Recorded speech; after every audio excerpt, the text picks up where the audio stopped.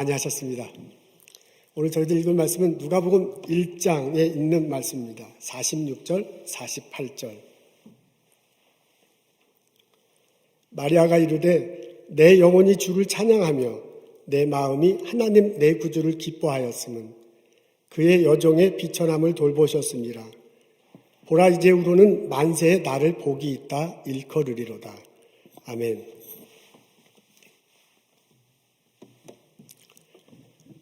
올해 마지막 달 12월입니다. 성탄절이 다가오네요. 여러 가지 이미지들이 떠오릅니다. 이맘때 되면 카드를 준비하잖아요. 정성 들여 써서 보내며 안부를 묻습니다. 선물도 준비해요. 어린이들 위해서 사고요. 그리고 그동안 감사 표시를 못했던 분들도 기억하고요. 그리고 이번에 좀 마음을 넓혀서 어려운 형제 자매들을 위해서도 선물을 마련해서 포장합니다. 성탄 주일이 되면 교회에 옵니다. 교회에 와서 하나님께 예배드리고 찬양드려요. 그럴 때쯤이면 주일학교 어린이들이 발표하는데 그 모습을 보는 게 참으로 흐뭇합니다. 예배 말 무렵에 성만찬 같이 하잖아요. 은혜를 받으며 마음의 기쁨을 누립니다. 성탄절이 되면 가족들을 친지들을 가족들을 초청하잖아요. 밖에는 흰눈이 내리고요. 우리 집 벽 난로는 불이 활활 타오릅니다. 집안에 크리스마스 트리 만들어 놓잖아요. 조그만 전구들을 빙 둘러싸는데 형형 색깔이 비칩니다. 캐롤이 퍼지고요. 그리고 밝고 톤 높은 목소리가 들립니다. 식탁에 모여서 함께 기도하고 형제자매들, 친한 분들과 식사를 나눕니다. 이게 우리들이 성탄절 하면 떠오르는 이미지들이야. 2020년 성탄절, 올해는 그럴 수 있을까 생각해 봅니다.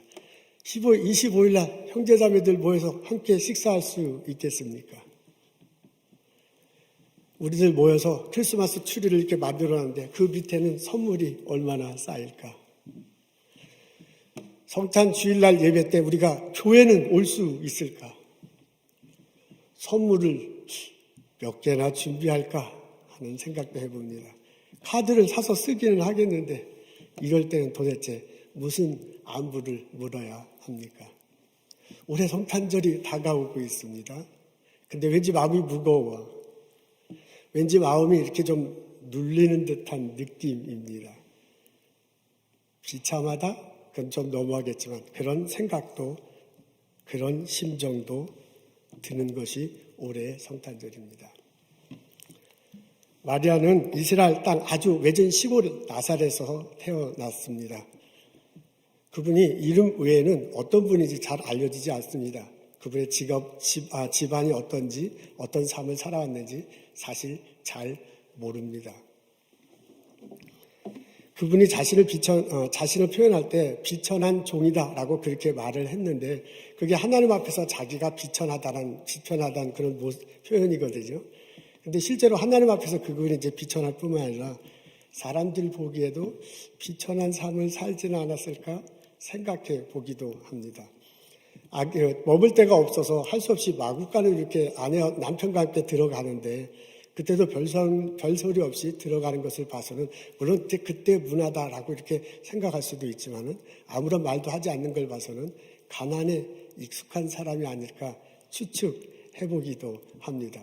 이분이 누구의 딸이다, 어느 집안이다라는 것이 전혀 없는 것을 봐서는 쥐꼬리만한 내세울 것도 권력도 없는 분이 아닐까 추측해보기도 합니다. 아마도 이 사람은 결혼을 했는데 다윗의 자손 요셉이라는 분하고 약혼을 해서 결혼을 하게 됐는데 그것이 평생 누리게 되는 것은 호사일지도 모른다는 생각을 해봅니다. 천사 가브리엘이 그분 앞에 나타났어요. 은혜를 받은 자여 평안하거라. 하나님이 함께 하시니 두려워하지 말라. 너는 하나님의 은혜를 입었다. 내가 수태하여 아들을 낳을 것이니 예수라라. 그분이 위대해질 거래요. 그분은 가장 높으신 하나님의 아들이라 일컬음을 받을 것이다. 그리고 하나님이 그를 높이 세워서요. 다윗의 왕조를 잇게 할 것이다. 라고 선포합니다. 그 마리아가 깜짝 놀래가지고 이게 도대체 무슨 소리니까 나는 사내를 알지 못하는데 이 도대체 어떤 일입니까? 어안이 벙벙해합니다. 마리아, 가브리엘 천사가 마리아에게 얘기하잖아요. 하나님이 성령이 너에게 임하시고 하나님의 능력이 너를 덮으시리라. 그러면서 엘리사벳 이야기를 해줘요. 엘리사벳도 임신하지 못했는데 하나님 말씀의 능력에 따라서 임신하게 됐다고 합니다. 그 소식을 듣고 그냥 당장 일어나가잖아요. 유대 산골로 달려갑니다. 엘리사벳 집에 들어가는데 엘리사벳이 방문하는 마리아를 맞이하면서 자기도 모르게 성령에 휩쓸려서 막 표현해요. 마리아야, 너는 복을 받은 사람이다. 내 안에 있는 그 아분도 복 받은 자로다. 그때 마리아가 믿게 됐습니다. 자신의 몸속에 하나님의 아들이 있구나. 자신의 몸속에 다윗의 위를 이어갈 분이 있구나. 야곱의 집에 영원히 왕노릇할 분이 있구나. 라는 것이 믿겨졌습니다. 그 순간 마리아는 두려워졌습니다. 아니, 자기처럼 비천한 여인에게 어떻게 이런 일이 벌어지는가. 자기처럼 가난한 사람에게 예수님이 오시다니, 자기처럼 힘없는 사람에게 하나님의 아들이 임하시다니, 자기처럼 고통 중에 있는 사람에게 다윗의 왕좌를 이을 사람이 나타나다니. 그 순간 마리아가 기쁨에 가득 차게 됐습니다. 그녀의 마음속에 기쁨이 솟아났습니다. 예수님이 내 안에 오셨어요. 성령이 내 안에 임하셨어요. 성령으로 덮어주셨어요. 그것을 생각하니 막 마음속에, 영혼 속에 막 찬양이 나오면서 기뻐서 어쩔 줄 하지 못합니다. 그러면서 노래한 대목이 오늘 우리들이 읽은 대목입니다. 우리 앞에 나와 있는데 다 같이 한 목소리를 읽겠습니다. 마리아가 이르되 내 영혼이 주를 찬양하며 내 마음이 하나님 내 구주를 기뻐하였으면 그의 여종의 비천함을 돌보셨습니다. 보라, 이제후로는 만세에 나를 복이 있다 일컬으리라. 마리아가 노래하는 장면이에요. 마리아의 노래하는 모습인데 뭐냐면 나는 내가 노래를 하는데 영혼 깊숙한 곳에서부터 노래를 하겠다고 합니다. 근데 그 노래하는 이유가 뭐냐면 자신이 기쁘기 때문에 그래요. 내가 마음이 기쁜데 그 마음의 기쁜 이유를 밝힙니다. 구주 때문에 기뻐한대. 예수님이 내 안에 오신 것이 너무너무 기뻐. 근데 예수님이 내 안에 오시도록 하나님이 계획하시고 인도하셨어. 하나님이 성령으로 임하시고 덮어주셨어. 그것을 생각하니 너무너무 기쁘다고 말합니다. 마리아가요, 마음속에 변화가 생겼습니다. 여종의 비천함을 돌보셨다고 그랬잖아요. 그러니까 마리아는 자신의 삶 속에서 비천함을 느끼는 사람이야. 그 비천한 마음을 가지고 있는 사람이 기쁜 마음이 됐습니다. 기쁜 마음이 된 이유가 여기 나오잖아요. 하나님께서 그 마리아를 돌보셨어요. 하나님께서 예수님을 보내주시고요. 하나님께서 성령으로 임해주시고요. 하나님께서 성령으로 덮어주셨어요. 하나님께서 마리아를 복 있는 여자로 만들어주셨어요. 마리아가 그렇게 하나님의 돌보심을 받았어요. 그래서 나는 더 이상 비천한 심정이 아니고요. 기쁜 마음이 됐다라고 그렇게 마리아가 노래하고 있습니다. 예수님은 이렇게 우리 인간들에게 오셨습니다. 마리아는 비천한 사람이에요. 그런데 성령으로 임하시고요. 성령으로 덮어주시고요. 은혜로 함께 해주시면서요. 그에게 복을 내려주시면서요. 우리 인간들에게 오셨습니다. 그 예수님은 이 땅에 살아가시면서요. 비천한 사람들과 함께 하셨어요. 우리 비천한 사람들에게 복음을 전해주시고 하늘나라를 하늘나라를 증거하셨습니다. 심령이 가난한 자는 복이 있나니 천국이 저의 것이며 애통하는 자는 복이 있나니 위로를 받을 것이요 의에 줄이고 목마른 자는 복이 있나니 배부름을 얻을 것이라. 예수님이 그렇게 말씀하셨습니다. 그러면서 그 예수님이 비천한 사람들, 그런 사람들과 함께 하셨습니다. 그 예수님이 나에게도 오시기를 원하십니다. 나에게 오셔서 은혜 주시기를 원하셔요. 나에게 오셔서요, 성령으로 임하시고 성령으로 덮어주시기를 원하십니다. 나에게 복 내려주시기를 원합니다. 우리들의 삶이 좀 구겨진 삶이야. 요즘에 우리들 삶이 참 답답해. 어떻게 생각하면 좀 비참한 모습도 있어. 마리아가 비천하다고 그랬는데 그것이 우리의 모습일지도 몰라. 그런 우리들에게 오셔서 기쁜 마음을 주시고 복된 삶을 누리시고 은혜를 누리며 살게 하시기를 원하십니다. 나사렛에서 태어난 예수, 동정녀 마리아에게 태어난 동정녀 마리아에게 임하신 하나님의 아들, 십자가 달시고 부활하신 예수 그리스도, 나사렛 예수 그리스도, 그분이 나에게 오셔서 나를 변화시켜 주시기를 원하십니다. 나에게 은혜 주시기를 원하서, 나에게 성령 주시기를 원하서, 나에게 복을 주시며 내 마음을 비천한 마음에서 기쁜 마음으로 변화시켜 주시기를 원하십니다. 그 예수님을 마음속에 모시고 그 예수님과 함께 복을 누리며 살아가는 나와 여러분 되시기를 소원합니다. 아멘. 우리는 지금 대강절을 보내고 있습니다. 예수님 오심을 기억하고요. 다시 성경 말씀 읽고 그때를 생각하면서 예수님을 기다리고 준비하는 시기입니다. 대강절 화환이 여러분 앞에 화면에 보일 것입니다. 우리 교회 안에도 이렇게 화환을 해 놓았습니다.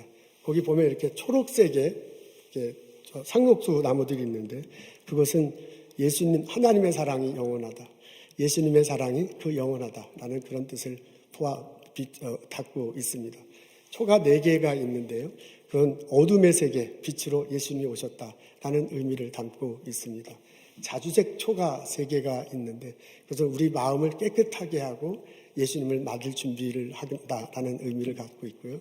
분홍색 초가 있는데 그것은 우리가 기쁜 마음으로 예수님을 환영한다라는 의미를 담고 있습니다. 가운데 이제 성탄 전날 하얀 초를 밝히는데요. 그건 우리 마음 중심에 순결하신 예수님을 모시겠다라는 의미를 담고 있습니다. 예수님은 내 안에 오시기를 원하십니다. 예수님은 우리 안에 오셔서요, 은혜 주시기를, 성령으로 덮어주시기를, 복 내려주시기를 원하십니다. 내가 예수님을 마음에 모시고 믿을 때, 십자가 달시고 부활하신 그 예수님을 고백할 때 내 죄가 용서되고 내가 의롭게 될 수 있습니다. 하나님이 내게 성령의 모습으로 임하시고요, 하나님이 내게 성령으로 덮어주십니다. 우리가 그 성령을 모실 때 어떻게 살아야 될지, 무엇을 가지고 의지하며 살아갈지 알 수 있습니다. 하나님은 내게 능력으로 덮어주셔서요, 내 일터에서, 내 삶 속에서 풍성하게 열매가 맺혀지기를 원합니다. 그 결실을 형제자매들과 나누며 이 땅에서 복을 누리며 살아가기를 원하십니다. 예수님은 그렇게 하시기 위해서 우리에게 은혜 주시고 능력으로 덮어주시고 복 내려주시기 위해서 이 땅에 오셨습니다. 그 예수님을 마음속에 모시고 나의 비천한 마음이 기쁜 마음으로 변하는 이번 성탄절이 되기를 원합니다. 그 예수님과 더불어 좀 활기차게, 그 예수님과 더불어 기쁘게 연말 연시를 맞는 나와 여러분 되시기를 주님의 이름으로 축원합니다. 아멘.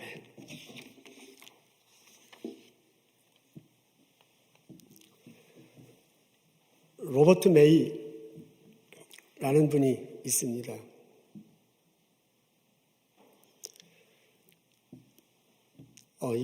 이분이 이제 태어났을 때는 미국의 대공황 시기였다고 합니다. 아버지 부모님이 그래도 어느 정도 좀 살았는데, 나중에는 그 대공황 시기를 지나면서 재산을 그냥 홀짝 다 잃으셨대요. 그래서 어린 시절 아주 불우하게 자랐습니다. 친구들과 어울리지 못하고 따돌림 받는 그런 경우가 많이 있었다고 합니다. 다트마우스 대학교를 졸업했네요. 그리고 시카고에서 처음 잡을 잡았는데 몽고메리 월드라는 백화점이 그때는 있었습니다. 그 백화점의 광고부의 말단 직원으로 일했습니다. 그 월급이 너무나 작아가지고 그때 이제 이 직장을 막 잡을 때는 대공황 시기 마지막 끝날 무렵인데 1939년이었는데요. 월급이 너무 작아가지고 가족을 꾸리기에는 참으로 힘들었습니다. 하필 또 아내가 아팠어요. 암이 걸렸는데 이게 적절히 치료를 해도 암은 극복하기가 참 어려운데 제대로 약을 써보지도 못합니다. 그러니까 집이 막 너무 형편없으니까 딸애가 한 5살 안에 딸아이가 있었는데 엄마가 이렇게 점점점 병들어가니까 본인도 이렇게 마음이 그냥 안 좋은 거예요. 그래서 학교도 잘 안 가려고 하고 친구들하고 잘 어울리지 못합니다. 1939년 직장에서 이제 첫 프로젝트를 받았습니다. 성탄절날 동화를 써가지고 나눠주라는 것입니다. 그때 당시에는 백화점에요, 물건을 팔 때 어느 정도 물건을 사면 어린이를 위한 동화책이나 혹은 어린이들이 크레용으로 그릴 수 있는 그림 같은 책을 나눠줬다고 합니다.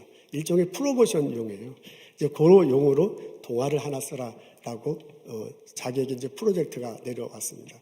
그래서 어떡할까 이렇게 고민하다가 자기 딸을 생각해서 딸이 가장 좋아하는 거 이렇게 막 이렇게 애가 이렇게 재밌어야 하는데 이렇게 생각하다가 사슴을 주제로 하기로 합니다. 딸이 사슴, 원래 이제 순록이죠. 사슴을 이제 그렇게 좋아했어요. 그래서 그 사슴을 주제로 한 동화를 순식간에 다 써서 엄마하고 딸에게 보여줬어요. 그랬더니 그냥 병상에 누워있는 아내하고 딸이 막 깔깔대서 웃으면서 너무너무 좋아하는 거예요. 그리고 그 아내가 말하기를 아이고 여보 꼭 당신 얘기를 썼군요 라고 그렇게 말했다고 합니다. 1939년 성탄절 로버트 메이가 쓴 동화가 공전의 히트를 칩니다. 백화점 판촉물에 그 동화책, 얇은 동화책이 실렸는데요. 이게 막 너무나 재밌어서 불티나게, 원래는 그 동화책을 파는 게 아니었는데 불티나게 막 팔리고 미국 전역에 퍼져 나가기 시작했습니다.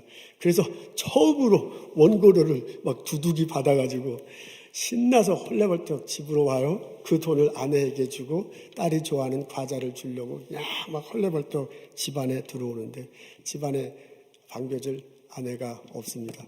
아내가 벌써 돌아가셨습니다. 그가 쓴 동화는 이렇게 시작합니다. 루돌프라는 이름의 사슴이 있었다.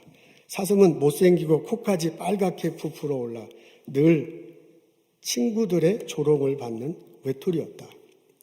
그런 루돌프는 날마다 괴로움 속에 살았고 못난 자기를 한탄한다. 나중에 이 동화가 노래로 이렇게 바뀌기도 했습니다. 안개 낀 성탄절날 산타 말하기 루돌프 코가 밝으니 썰매를 끌어주렴. 그런 사슴들이 그를 매우 사랑했네. 루돌프 사슴 코는 길이 기억되리. 이 캐롤을 들으면, 그리고 이 캐롤을 쓴 동화 작가의 마음을 생각해 놓으라면 마리아의 노래가 겹쳐집니다. 내 영혼이 찬양한다. 내 마음이 하나님 내 구주로 기뻐한다. 그가 이 여종의 비천함을 돌보셨습니다. 이제부터는 만세 이르기까지 사람들이 나가 복이 있는 사람이다 라고 말할 것이다. 마리아의 고백이, 예수님의 은총이 대강절을 맞는 우리들에게 임하시고 마리아의 고백이 우리의 고백이 되고 마리아의 찬양이 우리의 찬양이 되기를 주님의 이름으로 기도합니다. 기도하겠습니다. 하나님, 내 마음속에 예수님 오심을 생각하고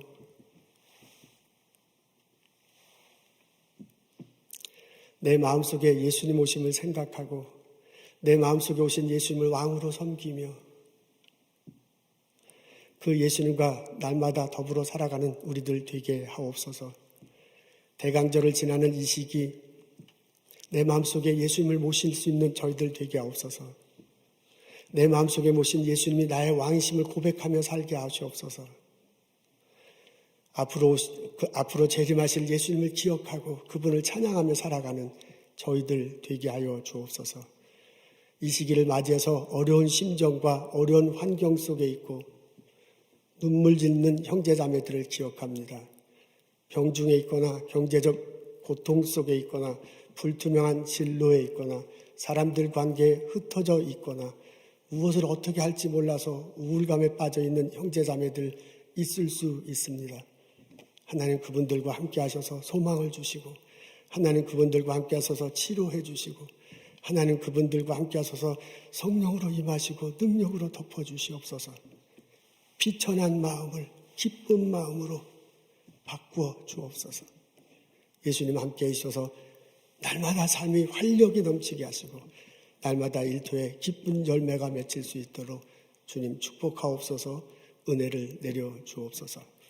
하나님 이 시간 주님께서 주신 많은 걸 기억하여 거룩하게 구별하고 하나님께 예물 드립니다. 우리의 예물 받으시옵소서. 필요한 것에 예수 그리스도의 이름으로 사용하여 주옵소서. 예수님 감사합니다. 예수님 이름으로 기도합니다. 아멘.